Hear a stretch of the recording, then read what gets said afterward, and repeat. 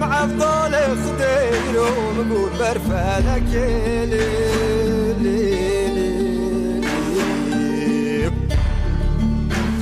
آي هنا أسبابين زينة دين السركي لك آي بلي بدلك مبرين داره أخذك ونراكب بقم باشعرك بابن خطي آي بلي برينا سيدك مني راديو دنگی گل دنگی توی هەوڵاتیە.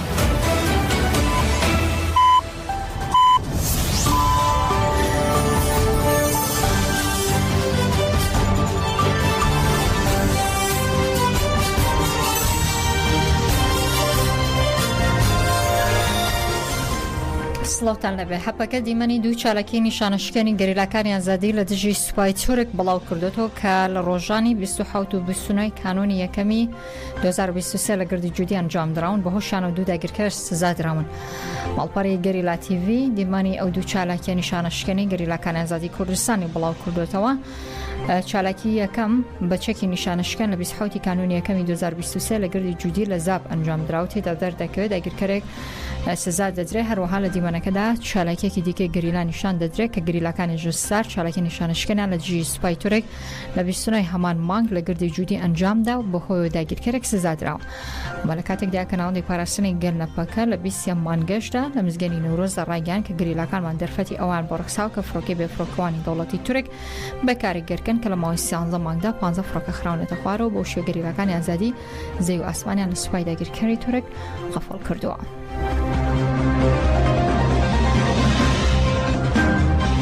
لە دژی هێرشە گروپە فاشیستەکانی ئاکەپۆ و مەهەبە بەرامبەر ئەو بنەماڵانەی کە لە نۆڕۆسی بەلجیکا گەڕاونەتەوە لە بەردەم پەرلەمانی ئەوروپا لە بروکسل چالاکی ئەنجامدرا و هێرشەکان شەرمەزار کرد. ئیهانەتی بکاربینە خەیلی وان ژێگەلێک کورد هەر چەرپەرچی کوردستانê یەکیتیا گەلان یەکیتیا خوا نەورۆزێدا لە حەشی عەدالەدا ئاسندا ئیرادا خۆ بەیان کردت کۆرانەدا لەسەر وی ئەساسیژی وان داگیرکەرە ئەو چەتی وەرێک ئیر و بەلجیکایدا هەرەمێ هێریشên gelin me herişên malbatê me kirin se asla dixwazin kî hemna destpêka ji bo azadiya rêber ew qom destê dehê ekîmê dest pê kir û heta Newrozê da em bibêjin kî finala herê zêde di Newrozê da ji bo azadiya rêber ew qom di korana da dixwazin kî ev hamlê di binê siyah faşîstin dixwaze di binê siyah هەڵکە دایان کردو ئازادی خوازیش لە فرانکفورت دیسن دارمشتاتی وڵاتی ئەڵمانیا کۆبوونەوە دڵسۆزی خوان بەو خێزانە کوردانە دەربڕی کە ڕووبەڕووی هێرشی تورکە ڕەگەزپەرستەکان بوونەوە لە وڵاتی بەلجیکا و ڕایانگەیان کە لە پرسینەوەیان هەتا ئەو پێسە لەو تورکە ڕەگەزپەرستانە نەکراوە پێویستە دامەزراوەکان بەرامبەر ئەم درەندایەتێ بێدەنگ نەبن و هەڵوێستی جددیان هەبێت. belki demek neze ama zanı satsala ve erişser mekurda her rengi demeşinin o şere çektarici ali diplomasici yani ser alikare koy Avrupacı ve işte koy kreş ser kurda kartilin emzanın biro belki ve işte kavimya embun bersin geleme çu Belçika ber parlamento daxlanijda en geleme Kürt şahsek dahi heri cihanet cihaki durbe dahi emelli khudi derkevin berxabidin ember nadet Kürt'deki me tilyavi dahi peşe jiboyvi hatırama hiro emdülü can hevala sınav dikin Kürdistan Beşik Kürdistan Beşik لەگەڵتان بەردەوامە بین بەڕێزان پارێزەرانی ڕێبەر عەبدوڵڵا ئۆجەلان کە ماوەی مانگە ناتوانن هیچ زانیاریەک لەوبارەی وەربگرن داواکارێکی نوێیان پێشکەش کرد هەرێک لە ڕازی ئوسورک ڕێزان سەریجا فاق ئوسکور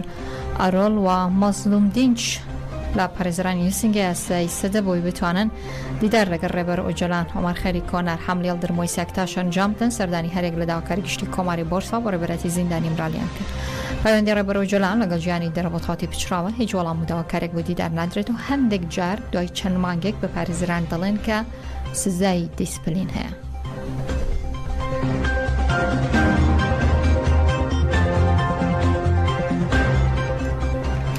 نووسنگە یاسایی سەدە ڕانگەاندۆ ماوەی 3 ساڵە هیچ زانیاریەک لە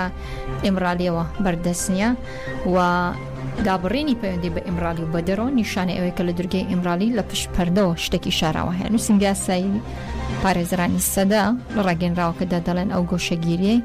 کە لە ئارادایە کردەوەیکی ئارەزوومەندانێ هەروها بڕیاری دادوەری هیچ بوونێکی لە یاسا و ڕێسایەکی تورکیادانە سزای دیسپلین وەکو پاسایەک بۆ داواکردنی بنەماڵە پیشان دەدرێت و ئاستەنگ لە پێش سەردانی پارێزەران دروست دەکا لە دژی یاسا و ڕێسا و نیشان دەدا کە خاوەنداری لە بڕیاری تاوان دەکات. ئاماژە بۆشراوە ئەم کردەوانە نیشاندەری ئەوەیە لە دورگەی ئیمرالی پەردەیەکی شاراوە هەیە پەیوەست بە زیندانیان کە لەو دورگەی ڕاگیراون نە بنەماڵە و نە پارێزەران ماوەی 3 ساڵ هیچ زانیارێکیان لەو بارەوە نیە پەیوەست بە مافە تەندروستیەکان و ژیان هیچ زانیارێکی نەبەردەست نییە.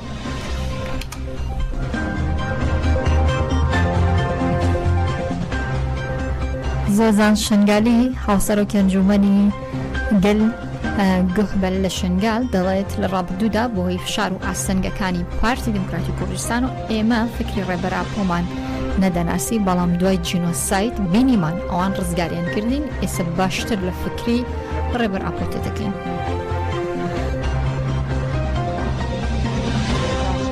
ما گوتی ملتی ازدی ناز کرنا بری ام گوتی وی رخصتنی ناز بکن و ام وی فکری ناز بکن و ام ریبرتی ناز بکن بری فرمانه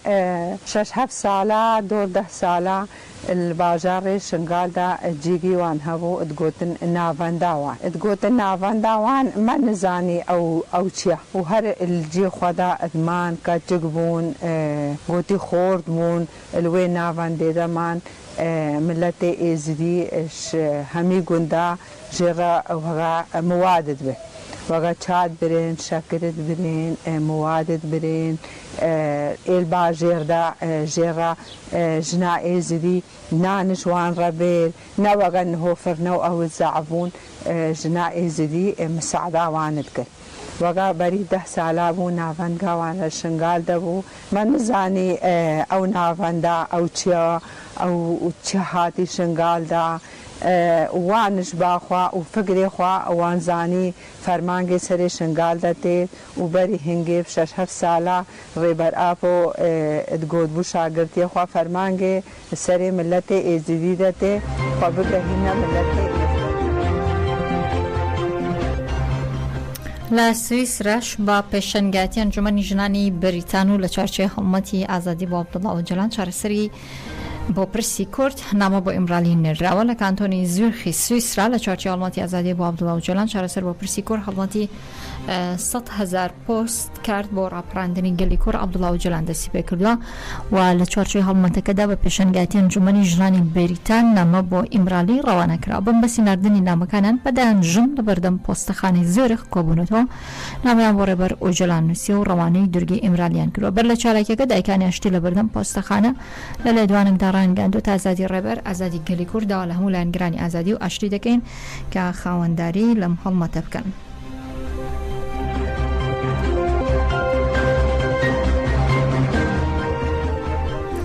بەشێک لە خانەوادەی شەیدان ئاماژە بۆ دەکەن فکر و فەلسەفەی ڕێبەراپۆ سەرجەم گەلان بە ئاین و زمانە جیاوازەکانەوە باشتری پێکەوە ژیان لە تەنیش یەک کۆ دەکات و دەڵێ گۆشەگیرکردنی ڕێبەر ئۆجۆلان واتە گۆشەگیرکردنی گەلی کووردە. 25 ساڵەوە بەرەو 26 ساڵەچێ وا لەو سجنەیە کەوا کەسایەتیەکی ئاشتی خواز و کە پێویستە نەک گەلی کورد هەموو مرۆڤایەتی شانازی پێوە بکە پێویستە ئەو کەسە ئێسا پلەپایی بەرز بواە کە هەرچەنە لە ناو دڵی گەلانی شابە تایبەتی گەلی ئەمە پلەپایی لە بەرزترین ئاستایە بۆیە ئەو گۆشەگیریەی کە بەسەر ئەودا سەپێنراوە ئەوە بە تەنیا شەخصی ئەو نییە کە ئەم گۆشەگیریەی بەسەرا سەپێن پێێنراوە و بند کراوە ئەوە گۆشەگیریە بەسەر گەلێکی 40 ملیۆن 50 ملیۆنیە کە بەو شێوەیە لێکراوە بۆیە ئێمە هەمیشە من هانی خەڵک ئەدەم پێویستە خەڵک زیاتر بە ڕێخستن بێ پێویستە خەڵک زیاتر ئاشنای سیستەمەکەی بێ بە تەواوی گەلی کوردستان گۆشەگیری تەشکانی گۆشەگیری پێویستە گەلی کورد تەواوی گەلی کورد یەکگرتو یەکدەست بێت بەرامبەر بۆ پلانگیێڕیانی کە لەسەر گەلی کورد و داگیرکاریانی دەوڵەتی تورکیا لەسەر کوردستان لە هەر چوارپاچەی کوردستان کە ڕۆژانە دەوڵەتی داگیرکەری تورک ڕۆڵە و براو خوشک و کەسوکاری ئەمە شەهید دەکەن بۆ مەسەلەی ئەو پلانگیێڕی هەڵوەشانەوەی پێویستە گەل هەموو بچینە لای یەکتر بە یەک دەست بەرامبەر بە دوژمن و ئەو خۆفرۆشانی کە بوون بە دەستداری داگیرکەری تورک و لە هەموو شوێنێکە پێشەوایی بۆ گەلی کوردەکە بۆ گەلی تورکی فاشیست دەکەن و خائینن هیوادارم ئەوانش جایتر بگەڕێنەوە بەری گەل و بەری نیشتیمان پێویستە ئێمە بەس تەنیا بە یەکگرتووی بەیەکێتی ئەتوانین ئەو گۆشەگیری سەر ڕێبەراپۆ بشکێنین و بتوانین ئازاد ئەمینداری پێشوی وەزارەتی پێشمەرگەی هەرێم دەڵێ عێراق تا ئێستا کۆدی موچەی دام و دەستگامنەکانی هەرێمی لەژێر وەربینیدا شتۆتۆ چونکە گومانی بۆ دروستوە لە ناو لیستی موچەدا خەڵکی تورکی و سووری و ئێرانی بوونی هەیە و دەڵێ عێراق دەوێت لە ڕێگەی پەنجەمۆر و ژمارە و ناسنامە و کارمەندانی هێزەمنەکانی هەرێم بزانێت. جەباریاوەر ئەمینداری پێشووی وەزارەتی پێشمەرگەی هەرێمی کوردستان لە دوانێکدا بۆ دەنگی ئەمریکا باسی لەو کرد عێراق تا ئێستا کۆدی موچەی دام و دەستگا ئەندەکانی هەرێمی لەژێر وەربینی داهێشتۆ چونکە گومانی بۆ دروست بووە لە ناولیسی موچەدا خەڵکی تورکی و سووری و ئێرانی بوونی هەیە. ئەو دەڵێ هەفتەی ڕابردوو هەرێم کۆدی دام و دەستگا ئەمنەکانی نردووە بەڵام عێراق موچەکانی نەناردۆ چونکە دەیەوێت لە ڕێگەی پەنجەمۆر و ژمارە و ناسنامەی کارمەندانی هێزەمنەکانی هەرێم بزانێت بە کاتێکدا کۆدە هەموو زانیارێکی لەبارەی پلە و ڕێژەی موچەی تێدا جێگاماژەی وەزارەتی دارایی عێراق تا ئێستا بریزیاتر لە 600 ملیارد دیناری بۆ موچەی مانگی شوباتی موچەخۆرانی هەرێم ڕەوانە کردووە بەڵام هەرێم بە پیانوی نەناردنی موشای دام و دەستگای ئەمنی و سەربازەکانی موشەی تابش نەکردووە.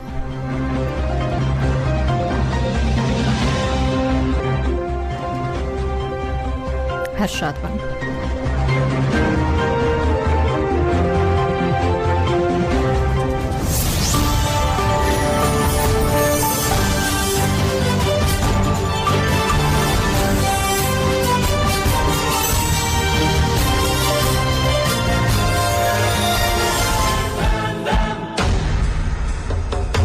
و